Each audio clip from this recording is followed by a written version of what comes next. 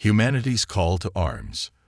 The message arrived on a quiet Tuesday afternoon, piercing through Earth's most sophisticated radio telescopes with crystal clarity.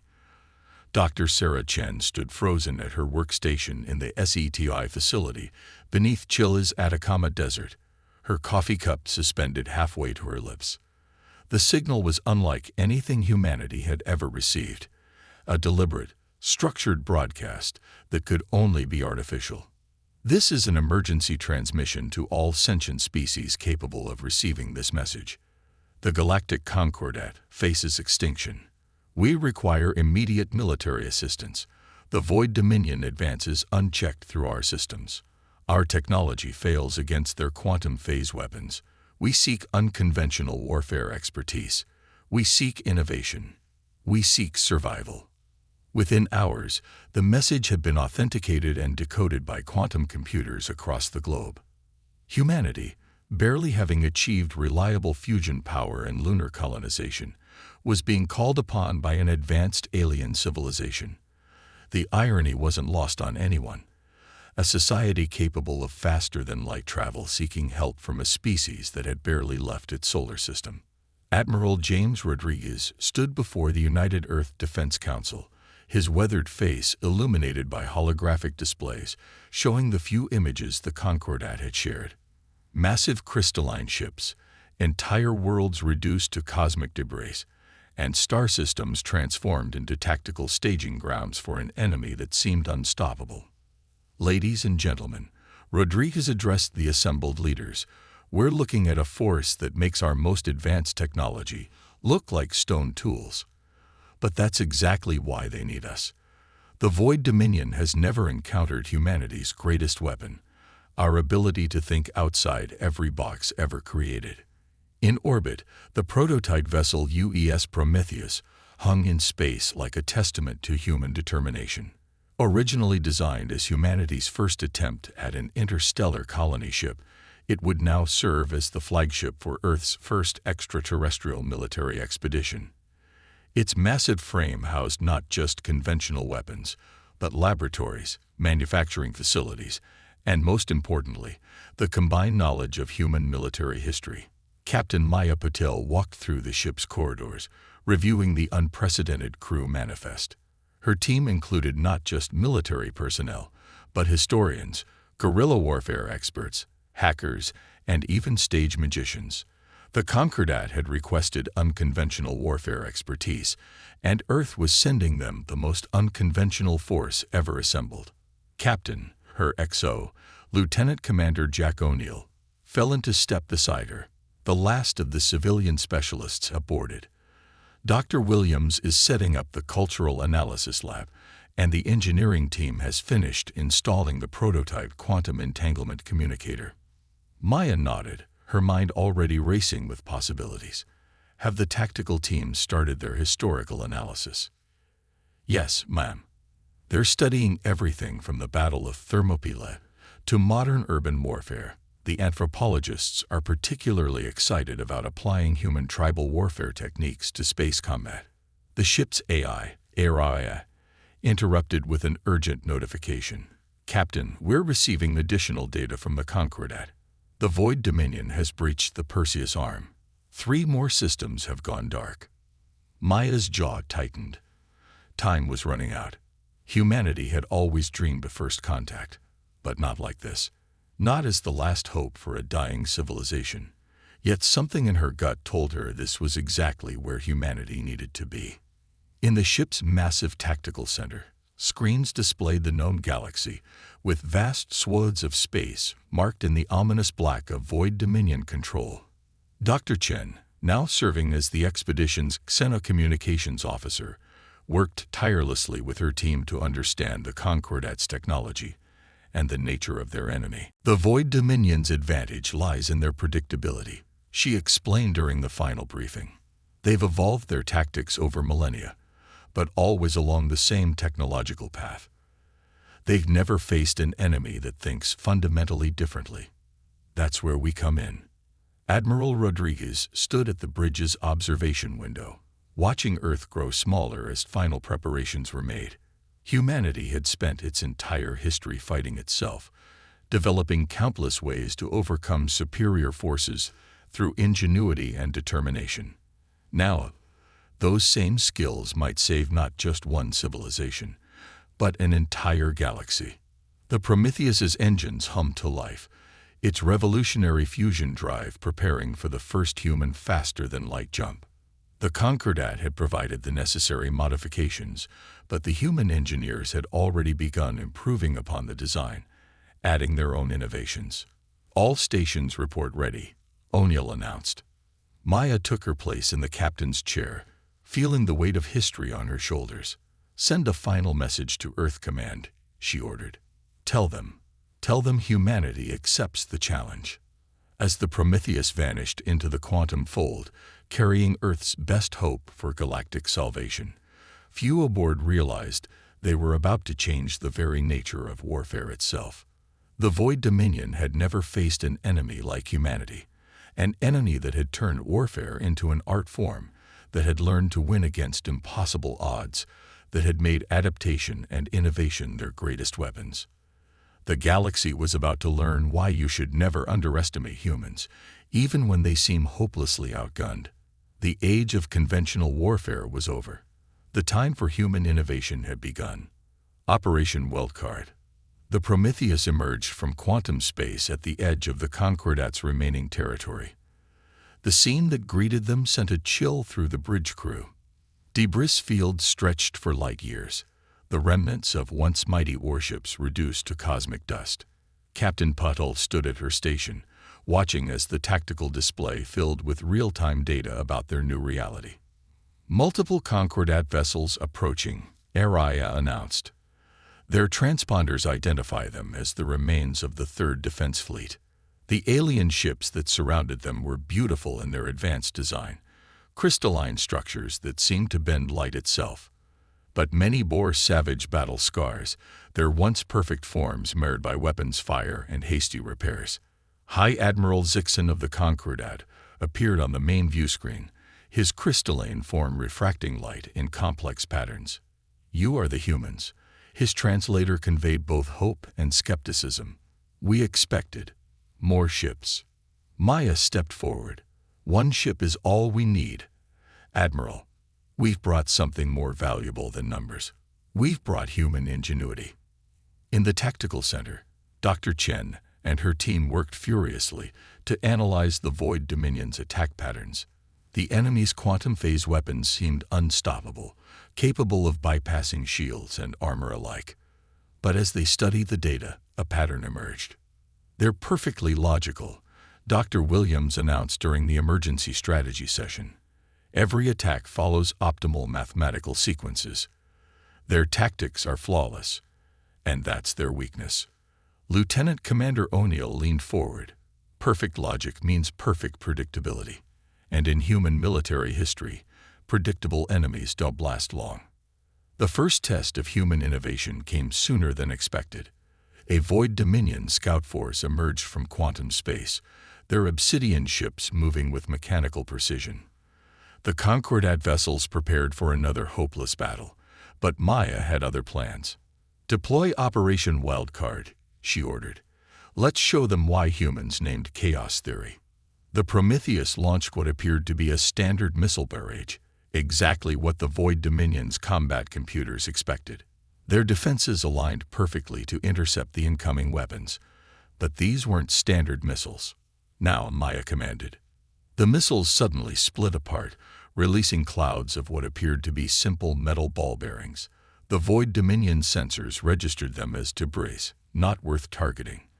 But as the clouds passed through their formation, each bearing released a concentrated electromagnetic pulse, synchronized to the exact frequency of the Dominion's quantum communications. For the first time in the war, Void Dominion ships lost formation. Their perfect coordination shattered as ships suddenly found themselves operating independently rather than as a unified network. "Phase 2, O'Neill called out. The Prometheus's civilian engineers had worked miracles with the Concordat's technology. They'd taken the advanced alien systems and deliberately made them less perfect, less predictable. The ship's quantum drives activated in a pattern that no logical system would ever attempt. Random jumps measured in microseconds, appearing and disappearing around the enemy formation like a deranged cosmic dancer. Their targeting systems can't lock onto us, Dr. Chen reported excitedly. They're programmed to predict logical movement patterns. This is like trying to track a mosquito having a seizure. The Void Dominion ships fired their devastating weapons, but hit nothing but empty space. Each shot was aimed perfectly at where a logical enemy would be. But humans had long ago learned that logic wasn't always the answer. Maya watched as confusion spread through the enemy formation. Launched the drones. Another innovation born of human creativity emerged from the Prometheus's base. The Concordat engineers had been horrified by the crude design. Simple automated drones carrying nothing but mining explosives and jury-rigged quantum drives. But they weren't meant to be elegant. The drones darted between enemy ships, their movements based on recordings of Earth hummingbirds and bees. The Void Dominion's targeting computers, designed to track military vessels moving along strategic vectors, found themselves trying to target objects moving like insects after too much caffeine. When the drones detonated, they didn't try to penetrate shields or armor. Instead, they created overlapping gravimetric pulses that interfered with the enemy's quantum phase weapons. The massive energy buildup in the weapons had nowhere to go, except back into the ships themselves. The battle lasted less than 10 minutes. When it was over, the Void Dominion scout force was in ruins, their perfect formations reduced to drifting hulks. Not a single ship had been directly destroyed by the Prometheus.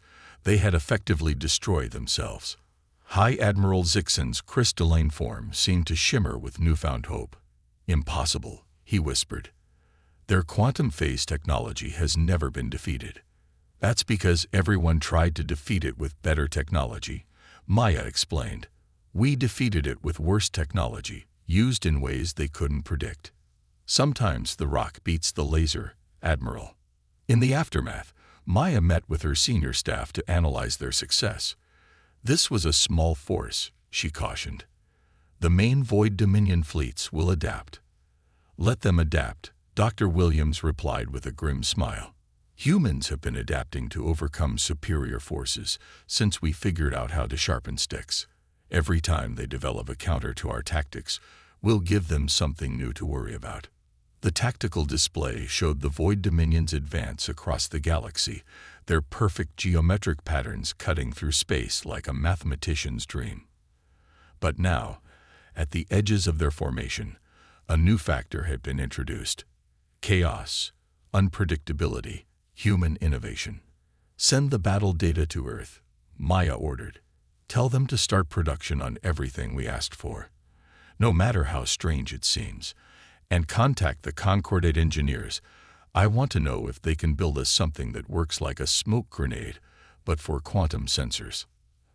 As the Prometheus prepared for its next engagement, the crew felt a growing sense of purpose. They weren't just fighting to save the galaxy. They were proving that humanity's greatest strength wasn't technology or numbers, but their ability to think in ways that no logical system could predict. The war was far from over, but for the first time since the Void Dominion appeared, hope had a new champion: human ingenuity. The human factor. News of the Prometheus's victory spread through Concordat space like wildfire. Within days, the ship's tactical center had become a hub of unprecedented collaboration between human and alien minds. Dr. Chen found herself teaching ancient Earth military history to beings who had mastered interstellar travel centuries ago. "The Art of War" by Sun Tzu, she explained to a gathering of crystalline Concordat tacticians. Written over 2,000 years ago, yet its principles about deception and indirect warfare remain relevant, even in space combat. Captain Pottle stood at her usual spot on the bridge, reviewing reports from Earth. The planet had transformed into a workshop of unconventional warfare.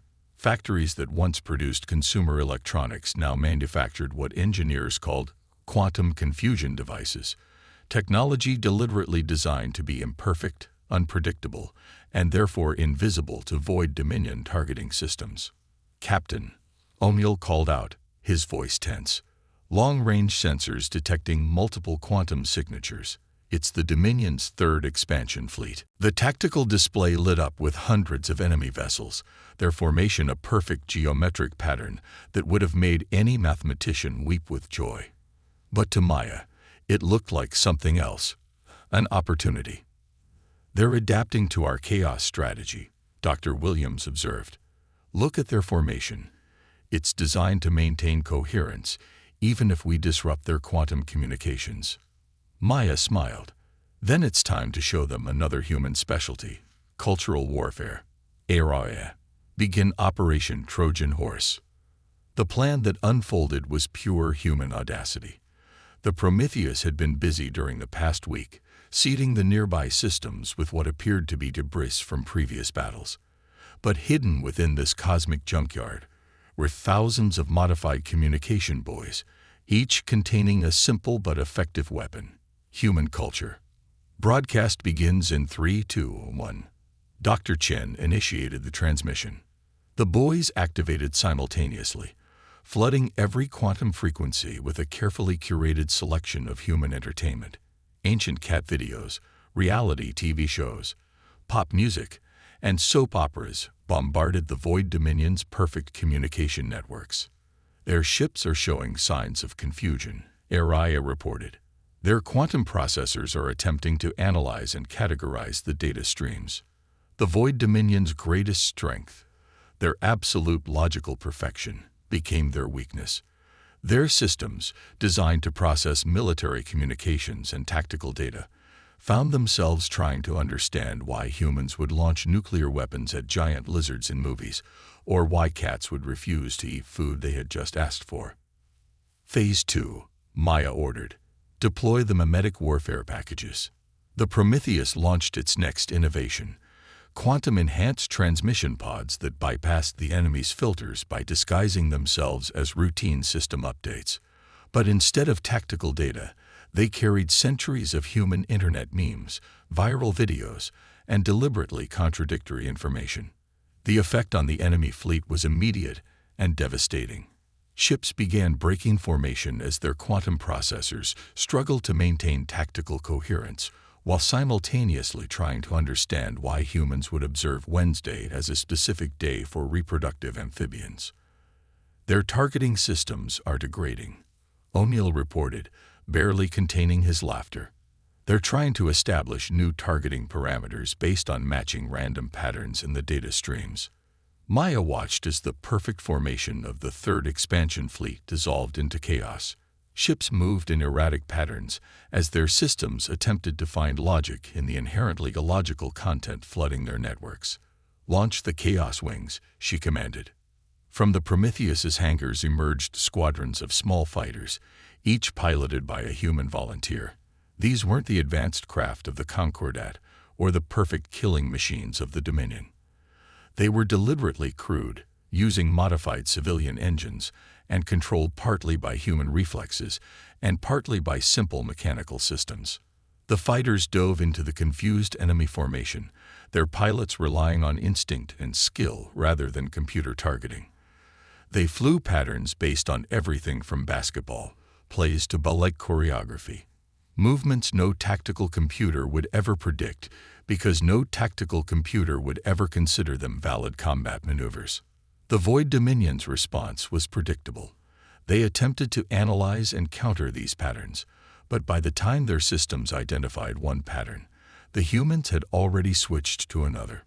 Fighter squadrons shifted from following soccer formations to mimicking swarm behavior in bees, then to patterns based on classical music compositions. They're firing blind, Dr. Williams announced. Their targeting computers have completely lost the ability to predict movement patterns. The battle that followed wasn't the elegant dance of advanced civilizations. It was chaos theory in action, human unpredictability unleashed against perfect logic. The Prometheus itself moved through the enemy formation like a drunken master, its movements based on patterns from Earth martial arts. When the quantum dust settled, the third expansion fleet, pride of the Void Dominion, had been reduced to scattered groups of confused vessels, their perfect coordination shattered by an enemy they couldn't understand. High Admiral Zixon's form pulsed with amazement. "Your species," he addressed Maya, "fights like no other we have encountered. You turn confusion into a weapon, chaos into strategy." Maya nodded. "Humans have always been good at thinking outside the box," she replied. "Mainly because we've never really accepted that there is a box." In the tactical center, Dr. Chen and her team were already planning their next innovation. "We're calling it Operation Rickroll," she explained to a bewildered Concordat engineer. "Trust me, if it drove humans crazy for decades, imagine what it'll do to the Dominion's logic processors."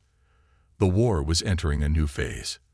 The Void Dominion would adapt, would try to understand and counter human chaos. But that was the beauty of human innovation. There was always another layer of unpredictability, another seemingly illogical approach waiting to be unleashed. As the Prometheus prepared for its next engagement, Maya couldn't help but smile. The galaxy was learning an important lesson.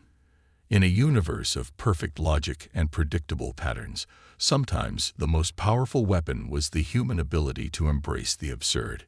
Breaking point. The Void Dominion's response to their defeats was unprecedented. For the first time in their history, they'd retreated from multiple sectors, pulling their forces back into a massive concentration that darkened the sensors of every Concordat outpost. They were adapting, learning, preparing for something big. In the Prometheus's tactical center, now expanded into a joint human Concordat command facility, Maya studied the enemy movements with growing concern. "They're sacrificing their perfect geometric formations," she noted. "Looking at these patterns, they're trying to mimic chaos." "Imperfectly," Dr. Williams added, pointing to subtle regularities in the seemingly random movements. "They're using mathematical algorithms to generate pseudo-random behavior. It's like watching a computer try to simulate creativity." The stakes had risen dramatically. Earth had launched its entire converted civilian fleet, now armed with human-modified Concordat technology. Every ship carried weapons and systems deliberately designed to be unpredictable, from quantum drives that hiccuped to targeting computers that occasionally added random factors based on baseball statistics. Admiral Rodriguez, having arrived with Earth's reinforcements, stood beside Maya at the main tactical display. "They're gathering for a final push," he said grimly. "Our chaos tactics work too well. They're desperate enough to abandon their traditional strategies." Araya's voice cut through the tension. Multiple quantum signatures detected. "The Dominion fleet is moving. These are new configurations." The tactical display lit up with thousands of enemy vessels, but they weren't moving in their usual perfect formations. Instead, they shifted like a swarm of angry insects, their movements jerky and unpredictable. They had studied humanity's tactics and were attempting to turn them back against their creators. "They're learning," O'Neill observed, "but they're learning like machines, trying to quantify and replicate chaos instead of truly understanding it." Maya's eyes narrowed as she watched the enemy approach. "Then let's show them the difference between calculated randomness and true human adaptability." Launch Operation Shakespeare. The plan that unfolded was perhaps the most audacious yet. The human fleet split into seemingly random groups, each adopting movement patterns based on different human art forms. One squadron flew ballet formations, another followed the rhythm of jazz improvisations, while others moved according to patterns found in abstract expressionist paintings. "The enemy fleet is attempting to adapt," Araya reported. "Their tactical computers are trying to identify patterns in our movements." "That's their mistake," Dr. Chen said with a grim smile. "They think there must be a pattern to predict. They can't accept that humans sometimes do things for no logical reason at all." The battle that followed was unlike anything the galaxy had ever seen. The Void Dominion's massive fleet, attempting to mimic human unpredictability, found itself facing an enemy that had moved beyond mere chaos into something even more incomprehensible: artistic expression in combat. Human ships danced through space like performers in a cosmic ballet. When the Dominion's computers finally began to grasp the patterns of classical dance, The humans switched to movements based on children's games. When the enemy adapted to that, the fleet suddenly began moving according to the plot structures of classic literature. "They're fragmenting," O'Neill reported. "Their attempts to maintain coordinated chaos are breaking down. Their logical cores can't handle a cognitive dissonance." Maya watched as the massive enemy fleet began to tear itself apart from within. Ships collided as their computers fought between maintaining formation and attempting to replicate human unpredictability. Some vessels simply shut down, their quantum processors overwhelmed by the effort to understand actions that had no logical explanation. "Now," Maya ordered, "launch the final phase, Operation Human Spirit." From the hangars of every Earth ship emerged small, one-person craft that looked more like works of art than weapons of war. Each had been individually decorated by human artists, their designs ranging from historical cave paintings to modern street art. Their pilots had been chosen not for their military experience, but for their creative thinking and improvisational skills. These ships darted through the enemy formation like brushstrokes on a canvas, their movements guided by pure human intuition. They carried no advanced weapons, only simple devices that disrupted the enemy's increasingly desperate attempts to maintain logical control. The Void Dominion's mighty fleet, which had conquered half the galaxy through perfect coordination and overwhelming force, found itself being defeated by an enemy that refused to follow any predictable pattern. Their ships, trying to process and counter moves based on everything from Shakespeare's sonnets to jazz solos, began to suffer massive systems failures. "Their quantum cores are overloading," Dr. Williams announced. "They can't handle the computational load of trying to predict the unpredictable." The battle reached its climax as the Dominion fleet, once a perfect instrument of conquest, devolved into chaos. Real chaos, not the calculated randomness they had attempted to employ. Ships fired at shadows, fled from non-existent threats, or simply drifted in space as their systems crashed under the weight of trying to understand human creativity. High Admiral Zixon, watching from the Concordat command ship, transmitted a message that would be remembered for generations. "The humans have not merely defeated the Void Dominion. They have shattered their fundamental understanding of reality." As the enemy fleet collapsed, Maya stood on her bridge, watching the end of a war that had been won not through superior technology or overwhelming force, but through humanity's unique ability to embrace the illogical, the creative, and the purely human. "Send word to Earth," she ordered. Tell them that humanity's greatest weapons were never our guns or bombs. They were our art, our music, our literature, our ability to think in ways that no logical mind could predict or understand. The galaxy would never be the same. The Void Dominion's perfect logic had been undone by human chaos, their undefeated armies brought low by an enemy that turned unpredictability itself into an art form. Legacy of Earth. 1 year after the Battle of Breaking Point, as historians now called it, Captain Maya Patel stood in the newly constructed Galactic Assembly on what had once been a Void Dominion stronghold. The massive chamber, designed through collaboration between human architects and Concordat engineers, reflected the profound changes that had swept through known space. The true victory, Maya addressed the assembled representatives of 100 species, wasn't in defeating the Void Dominion. It was in showing the galaxy a new way of thinking. The changes were everywhere. The formerly rigid and geometric Concordat ships now incorporated seemingly random elements in their design, making them nearly impossible to target. Their quantum computers had been modified to include what they called human randomization factors, essentially, the ability to make intuitive leaps that defied pure logic. Dr. Chen, now heading the new Institute of Cross-Species Innovation, worked with former enemy scientists who had survived the Dominion's collapse. Their entire civilization was built on the pursuit of perfect logic. She explained to her mixed team of human and alien researchers. When that logic failed them, they had to fundamentally reconstruct their understanding of existence. The remaining Void Dominion worlds were transforming. Their cities, once built in perfect geometric patterns, began incorporating organic elements, Young members of their species studied human art and philosophy, finding in Earth's chaos a liberation from the rigid patterns that had defined their civilization for millennia. Admiral Rodriguez, walking through one of these transformed cities with Maya, gestured to a public square where Void Dominion children played games taught to them by human children. "Look at them," he said softly. "They're learning to play.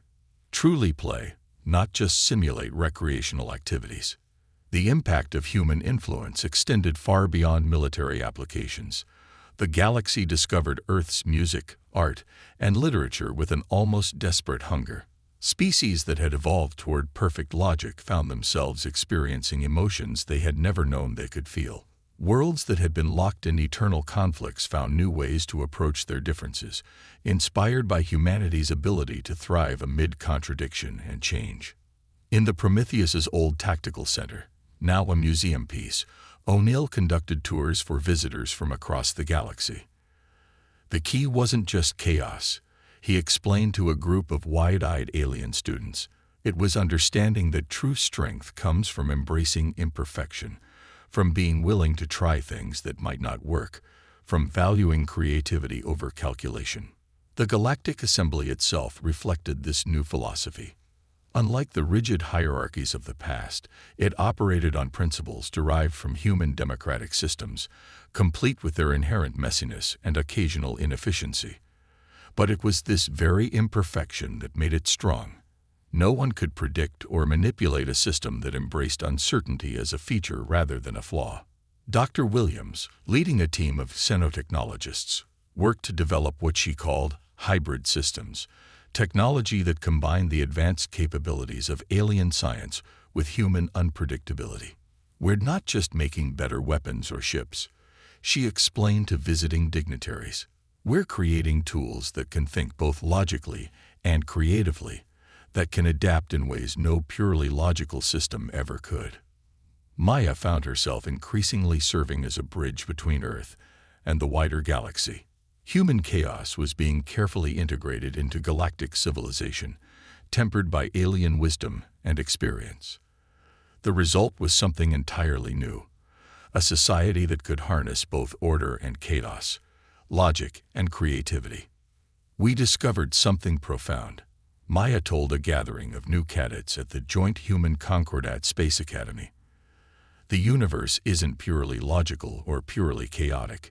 It's both, existing simultaneously.